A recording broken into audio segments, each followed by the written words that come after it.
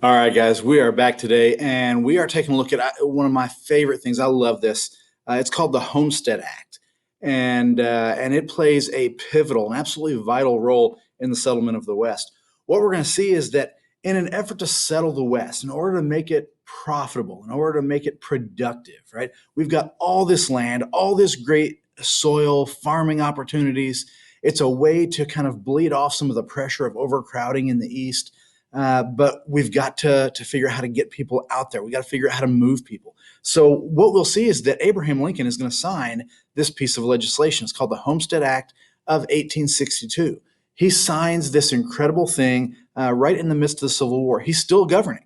And so I think we often look, well, at 1861 to 1865, that's the Civil War, nothing else happened. But Lincoln is doing incredible things during that time in order to continue to further the interest of the nation. And this is certainly one of them. What we're going to see is that this act gives away federal lands in the West. We don't have a lot of money. We don't have a lot of way to motivate people to move out, but there's one thing that always will, and that is free land. Free land always motivates people. We saw it when it was offered in Texas by the Mexican government. Anytime there's free land, people are going to take that opportunity because, as we've said before, a major axiom in this class is that land equals opportunity. And so what we will see is that any head of household could claim 160 acres of land. 160 acres is an enormous amount of land to be farmed by hand. Now, today, in an era of commercial farming, 160 acres is not huge. But back then, when you were doing most things by hand, that is an enormous amount of land. You had plenty of land to graze animals. You could raise livestock and do row crops and grow the produce that you needed to keep your family alive. So this represents an enormous opportunity. Now, it did come with some stipulations. There were some things that you had to do in order to qualify for it because you didn't get the deed right away. You had to farm it for at least 5 years. They wanted to make it productive. So it wasn't just about bringing, kind of being that pressure valve on the overpopulation of the East. They wanted to make it productive. They wanted it to add to the economy, to the food supply, and so forth. So you did have to farm it for at least 5 years. You had to personally live on it. They didn't want a bunch of people that would, especially those that were middle class or wealthy, to claim all the lands in the West only to become landlords, right? And to then rent it out. They wanted this to be a true opportunity for people, right? People who maybe had never gotten much opportunity in life. This was their chance. So you had to farm it for 5 years, you had to live on it, and you had to improve the land, meaning they didn't want somebody going out there pitching a tent and doing it for 5 years in order to get their 160 acres and then selling it for a profit.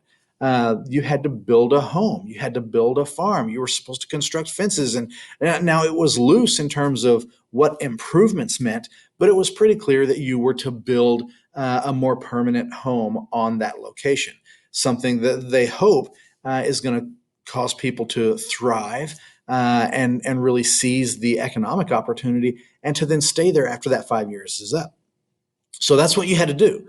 Now, many people did take advantage of this. And as we said again, there it is right there on the screen, land equals opportunity. You saw massive numbers of people strike out for the West. They had already been doing that for a while. Remember, we talked about a concept earlier of manifest destiny. But now there is such a mass movement out West, it feels a little bit safer. The government is sanctioning it. They're encouraging it. They're giving away free land. So that makes it much more attainable for a lot of people. Now, while it did move a lot of people further west, while it did shift the population a little bit, what we're going to see is that a lot of people did not make it the 5 years, whether it was drought or lack of understanding of how to farm. 160 acres was a big draw for a lot of people that may not have had the physical tools necessary to sustain farming for 5 years. And so they would go out and then they would fail. And that land, because it was still in the hands of the federal government, could be given away to the next homesteader that wanted to try.